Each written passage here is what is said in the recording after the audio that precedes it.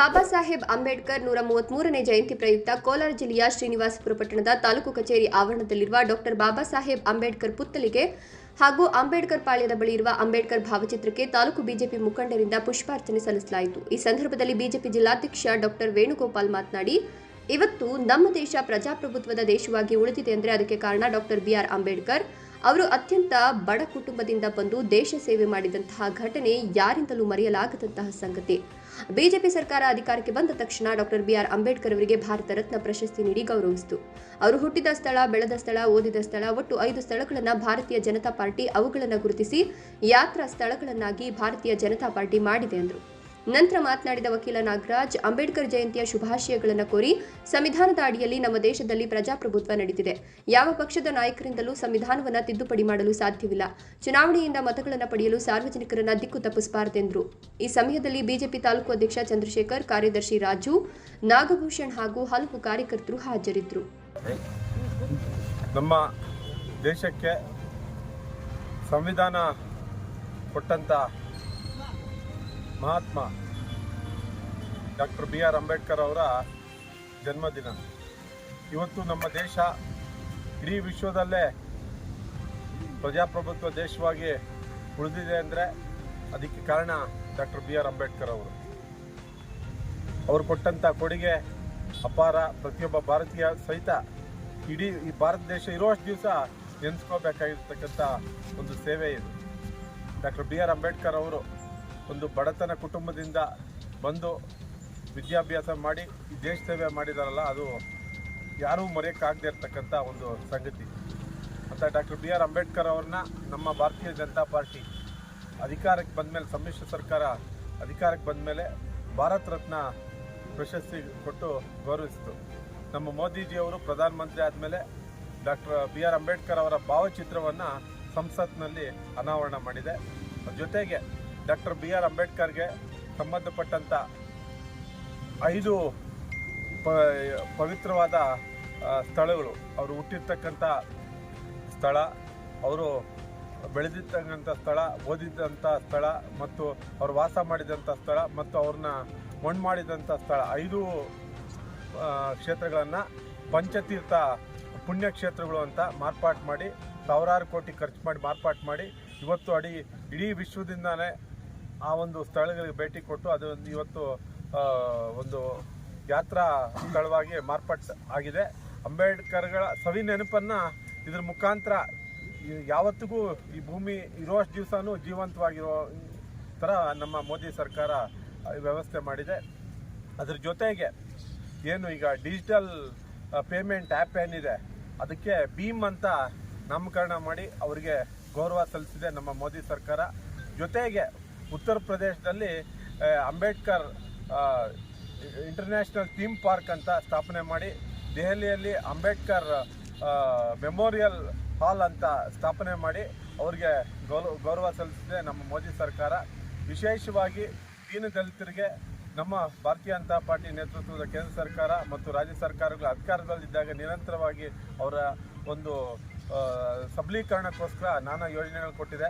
ಇಂಥ ಒಂದು ಸಂದರ್ಭದಲ್ಲಿ ಡಾಕ್ಟರ್ ಬಿ.ಆರ್. ಅಂಬೇಡ್ಕರ್ ಅವರ ಕೊಟ್ಟಿರ್ತಕ್ಕಂಥ ಕೊಡುಗೆನ ನಾವು ನೆನೆಸ್ಕೊಂತ ಈ ಒಂದು ಜನ್ಮ ದಿನಾಚರಣೆಯನ್ನು ಆಚರಣೆ ಮಾಡ್ತಾ ಇದ್ದೀವಿ. ಅದ್ರ ಜೊತೆಗೆ ಏನು ದೀನದಲಿತರ ಉದ್ಧಾರ ಆದರೆ ಮಾತ್ರ ಈ ನಮ್ಮ ಭಾರತ ದೇಶ ಇಡೀ ವಿಶ್ವದಲ್ಲೇ ನಂಬರ್ 1 ಸ್ಥಾನಕ್ಕೆ ಹೋಗೋದಕ್ಕೆ ಸಾಧ್ಯ. ಅದನ್ನು ನಮ್ಮ ಮೋದಿ ಅವರು ಮನಗೊಂಡು ಅವ್ರು ಕೊಟ್ಟಿರ್ತಕ್ಕಂಥ ಯೋಜನೆಗಳನ್ನು ಪ್ರತಿಯೊಬ್ಬ ದಲಿತ ಸಮುದಾಯಕ್ಕೂ ತಿಳಿಸ್ಕೊಟ್ಟು ಅವರು ಅದನ್ನು ಸದ್ಬಳಕೆ ಮಾಡಿಕೊಂಡು ಈ ಒಂದು ಸಮಾಜದಲ್ಲಿ ಮುಂದೆ ಬರೋದಕ್ಕೋಸ್ಕರ ಎಲ್ಲ ಪ್ರಯತ್ನ ಮಾಡಬೇಕು ಅಂತ ನಮ್ಮ ಭಾರತೀಯ ಜನತಾ ಪಾರ್ಟಿಯ ಕಾರ್ಯಕರ್ತರೆಲ್ಲ ಅದರ ನಿರಂತರವಾಗಿ ಅವರ ಪ್ರಯತ್ನ ಮಾಡ್ತಾ ಇದ್ದಾರೆ. ಪತ್ರಕರ್ತರ ಬಂಧುಗಳೇ, ಇವತ್ತು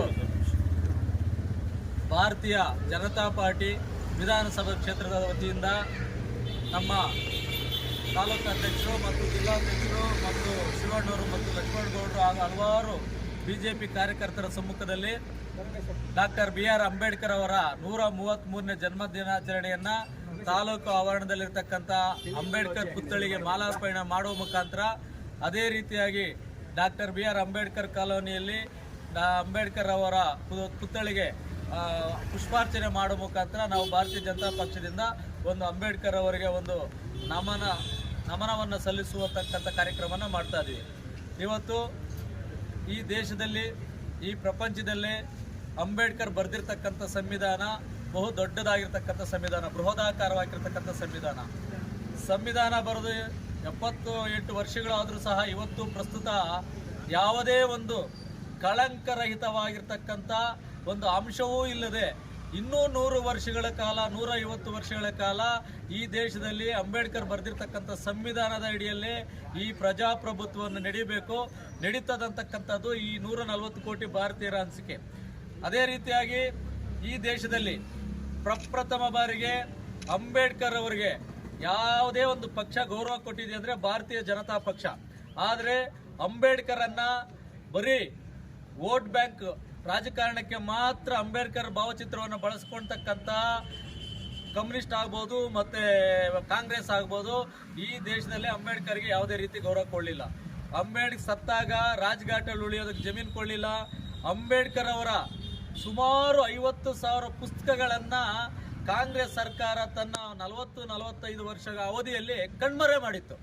ಆ 50,000 ಪುಸ್ತಕಗಳನ್ನು ಪ್ರಪ್ರಥಮ ಬಾರಿಗೆ ಈ ದೇಶದ ನಮ್ಮ ನೆಚ್ಚಿನ ಪ್ರಧಾನಿ ಮತ್ತು ಪ್ರಪಂಚ ಕಂಡ ಅದ್ವಿತೀಯ ನಾಯಕರಾದ ಮೋದಿಯವರು ಅಂಬೇಡ್ಕರ್ ಅವರ ಎಲ್ಲಿ ಏನು ಭಾಷೆ ಮತ್ತು ಬರಹಗಳು ಮತ್ತು ಅವರ ಪುಸ್ತಕದ ಸಂಗ್ರಹವನ್ನು ಫಾರಿನಲ್ಲಿರ್ಬೋದು, ಬೇರೆ ಬೇರೆ ದೇಶಗಳಲ್ಲಿರ್ಬೋದು, ಅಂಬೇಡ್ಕರ್ ಅನುಯಾಯಿಗಳು ಈ ದೇಶದಿಂದ ತಗೊಂಡೋಗಿ ಆ ದೇಶದಲ್ಲಿ ಗ್ರಂಥಗಳನ್ನು ಪ್ರಕಟಣೆ ಮಾಡಿ ಇಟ್ಟಿರ್ತಕ್ಕಂಥ ಪುಸ್ತಕಗಳನ್ನು, ಅಂಬೇಡ್ಕರ್ ಅವರ ಪುಸ್ತಕಗಳನ್ನು ಗೌರವಾನ್ವಿತ ನರೇಂದ್ರ ಮೋದಿಯವರು ಆ ಪುಸ್ತಕಗಳನ್ನು ಒಂದು ಕಡೆ ತರಿಸಿ ಇವತ್ತು ಡೆಲ್ಲಿಯಲ್ಲಿ ಅಂಬೇಡ್ಕರ್ ಅವರ ಆಡಿಟೋರಿಯಂ ಅಲ್ಲಿ ಇಟ್ಟಿದ್ದಾರೆ.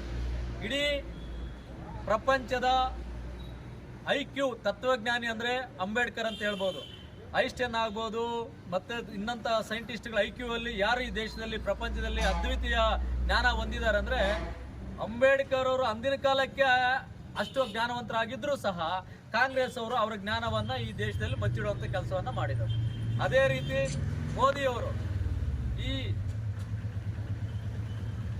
ಒಂದು ಬಿರುದನ್ನು ಕೊಡ್ತಾರೆ ಅಂಬೇಡ್ಕರ್ಗೆ, ಜ್ಞಾನ ರತ್ನ. ಈ ಪ್ರಪಂಚದಲ್ಲಿ ಯಾರಾದ್ರೂ ಅತಿಯಾದ ಜ್ಞಾನವನ್ನು ಹೊಂದಿದ್ದಾರೆ, ವಿದ್ವತ್ತನ್ನು ಹೊಂದಿದ್ದಾರೆ ಅಂತಕ್ಕಂಥ ಒಂದು ವಿಷಯಕ್ಕೆ ಬಂದಾಗ ಮೋದಿಯವರು ಹೇಳ್ತಾರೆ ಒಂದು ಭಾಷಣದಲ್ಲಿ, ಈ ಪ್ರಪಂಚದಲ್ಲಿ ಅದ್ವಿತೀಯವಾದ ಜ್ಞಾನವನ್ನ ಹೊಂದಿರತಕ್ಕಂಥದ್ದು ಅಂಬೇಡ್ಕರ್ ಅಂತ ಹೇಳ್ತಾರೆ. ಆದ್ದರಿಂದ ಭಾರತೀಯ ಜನತಾ ಪಕ್ಷ ಅಂಬೇಡ್ಕರ್ ಅವರಿಗೆ ಏನು ಸಕಲ ಗೌರವಗಳನ್ನು ಕೊಡಬೇಕು ಆ ಗೌರವಗಳನ್ನು ಕೊಟ್ಟಿದೆ. ಆದರೆ ಕಾಂಗ್ರೆಸ್ ಅವರು ಇತ್ತೀಚೆಗೆ ಅಪ್ರಚಾರ ಮಾಡ್ತಾರೆ, ಬಿಜೆಪಿ ಬಂದ್ರೆ ಸಂವಿಧಾನ ಬದಲಾವಣೆ ಮಾಡ್ತಾರೆ ಅಂತ. ವಾಜಪೇಯಿ ಅವರು 5 ವರ್ಷ ಅಧಿಕಾರ ನಡೆಸಿದ್ರು, 10 ವರ್ಷ ಎಕ್ಸ್ಟೆಂಡ್ ಮಾಡಿದ್ರು ವಾಜಪೇಯಿ ಅವರು. ಮೋದಿ ಅವರು 10 ವರ್ಷ ಅಧಿಕಾರ ನಡೆಸಿದ್ರು, ಎಲ್ಲಿ ಸಂವಿಧಾನಕ್ಕೆ ಒಂದು ಕಿಂಚಿತ್ ಕೂಡ ಕಳಂಕಿಲ್ಲ. 2 ದಿನ ಭಾಷಣದಲ್ಲಿ ಮೋದಿ ಅವರು ಹೇಳ್ತಾರೆ, ಈ ಭಾರತ ದೇಶದಲ್ಲಿ ಸಂವಿಧಾನ ಇರೋವರೆಗೂ ಈ ಪ್ರಜಾಪ್ರಭುತ್ವ ಇರ್ತದೆ, ಸಂವಿಧಾನ ಇರೋವರೆಗೂ ನಾವಿರ್ತೀವಿ, ಸಂವಿಧಾನವನ್ನ ಯಾರೇ ಬಂದರೂ ಈ ದೇಶದಲ್ಲಿ ಬದಲಾಯಿಸಕ್ಕಾಗೋದಿಲ್ಲ ಅಂತ ಖಡಾಖಂಡಿತವಾಗಿ 2 ದಿನ ಹಿಂದ್ಗಡೆ ನಮ್ಮ ನೆಚ್ಚಿನ ಪ್ರಧಾನಿ ಮೋದಿಗಳವರು ಹೇಳ್ತಾರೆ. ಆದ್ರಿಂದ ದಲಿತ ಬಾಂಧವರು, ದಲಿತ ಸಮುದಾಯಗಳವರು ಎಚ್ಚೆತ್ಕೋಬೇಕು. ಕಾಂಗ್ರೆಸ್ ಅವರು ಈ ದೇಶದಲ್ಲಿ ಜಾತಿಗಳ ಮಧ್ಯೆ ಬೆಂಕಿಯನ್ನು ಇಡ್ತಕ್ಕಂಥದ್ದು, ವರ್ಗಗಳ ಮಧ್ಯೆ ಬೆಂಕಿಯನ್ನು ಇಡ್ತಕ್ಕಂಥ ಕೆಲಸವನ್ನ ಸುಮಾರು 50 ವರ್ಷಗಳಿಂದ ಕಾಂಗ್ರೆಸ್ ಅವರು ಅಚ್ಚುಕಟ್ಟಾಗಿ ನಡೆಸ್ಕೊಂಡು ಬಂದಿದ್ದಾರೆ.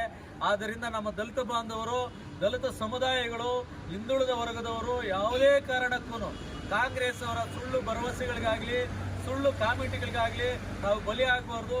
ಈ ದೇಶದ ಭದ್ರತಾ ದೃಷ್ಟಿಯಿಂದ, ಈ ದೇಶದ ಆರ್ಥಿಕ ಅಭಿವೃದ್ಧಿ ದೃಷ್ಟಿಯಿಂದ ಈ ದೇಶವು ಪ್ರಪಂಚದಲ್ಲಿ 12ನೇ ಸ್ಥಾನದಲ್ಲಿರತಕ್ಕಂಥ ಆರ್ಥಿಕ ಕ್ಷೇತ್ರವನ್ನ ಇವತ್ತು 3ನೇ ಸ್ಥಾನಕ್ಕೆ ತಂದಿರತಕ್ಕಂತಹ ನಮ್ಮ ಏಕೈಕ ಪ್ರಧಾನಮಂತ್ರಿ ನರೇಂದ್ರ ಮೋದಿ ಅವರು. ಇವತ್ತು ಇನ್ನೊಂದು ವಿಷಯವನ್ನ ಮಾಧ್ಯಮ ಮುಖಾಂತರ ಹೇಳಕ್ ಇಷ್ಟಪಡ್ತೀನಿ. ಯಾವುದೇ ದೇಶದಲ್ಲಿ ಚುನಾವಣೆಗಳು ನಡೆದ್ರೆ ಆ ದೇಶದ ಪಕ್ಷದ ರಾಜಕಾರಣಿಗಳು ಮಾತ್ರ ಪ್ರಚಾರ ಮಾಡ್ತಾ ಇದ್ರು. ಇವತ್ತು ನರೇಂದ್ರ ಮೋದಿಯವರ ಚುನಾವಣೆ ನಡೆಸೋದಕ್ಕೆ ಪ್ರಪಂಚದಲ್ಲಿ 13 ರಾಷ್ಟ್ರಗಳು ನಮ್ಮ ದೇಶಕ್ಕೆ ಬರ್ತಾ ಇದ್ದಾರೆ. ಅದು ಆ ದೇಶದ ರೆಪ್ರೆಸೆಂಟೇಟಿವ್ ನಮ್ಮ ದೇಶಕ್ಕೆ ಬರ್ತಿದ್ದಾರೆ. ನರೇಂದ್ರ ಮೋದಿ ಅಂತ ವ್ಯಕ್ತಿ ಬೇಕು ಈ ದೇಶಕ್ಕೆ, ಅಂತಹ ಒಬ್ಬ ಆರ್ಥಿಕ ತಜ್ಞ ಮತ್ತು ಅಭಿವೃದ್ಧಿಯ ಅಧಿಕಾರ, ಅವರ ಆದರ್ಶ ಮಾರ್ಗದರ್ಶನ ನಮ್ಮ ದೇಶಕ್ಕೆಲ್ಲ ಬೇಕು ಅಂತ ಹೇಳಿ 13 ದೇಶಗಳ ಪ್ರತಿನಿಧಿಗಳು ಈ ದೇಶದಲ್ಲಿ ಪ್ರಜಾಪ್ರಭುತ್ವ ಹಬ್ಬವನ್ನ ನೋಡೋದಕ್ಕೂ ಮತ್ತು ಮೋದಿಗೆ ಬೆಂಬಲವನ್ನು ಸೂಚಿಸೋದಕ್ಕೆ ಬರ್ತಾ ಇದ್ದಾರೆ. ಆದ್ರಿಂದ ಪತ್ರಿಕಾ ಮಾಧ್ಯಮ ಮುಖಾಂತರ ಹೇಳ್ತಾ ಇದೀವಿ, ಇನ್ನು ಈ ದೇಶವನ್ನ ಬಿಜೆಪಿನ ಆಳಬೇಕು. ಈ ದೇಶವನ್ನ ಆರ್ಥಿಕವಾಗಿ, ಸೈನಿಕವಾಗಿ, ದೀನ ದಲಿತರ, ಬಡವರ, ಹಿಂದುಳಿದ ವರ್ಗವರ, ಎಲ್ಲ ಧರ್ಮದವರ ರಕ್ಷಣೆ ಮಾಡುವಂತ ಶಕ್ತಿ ಇರ್ತಕ್ಕಂಥದ್ದು ಬಿಜೆಪಿ ಬಿಟ್ರೆ ಬೇರೆ ಯಾವ ಪಕ್ಷಕ್ಕಿಲ್ಲ ಅಂತ ಹೇಳ್ತಕ್ಕಂಥ ಮಾತನ್ನ ಮಾಧ್ಯಮ ಮುಖಾಂತರ ಹೇಳ್ತಾ ಇದ್ದೀನಿ. ನನಗೆ ಮಾತಾಡಲು ಅವಕಾಶ ಕೊಟ್ಟಿರ್ತಕ್ಕ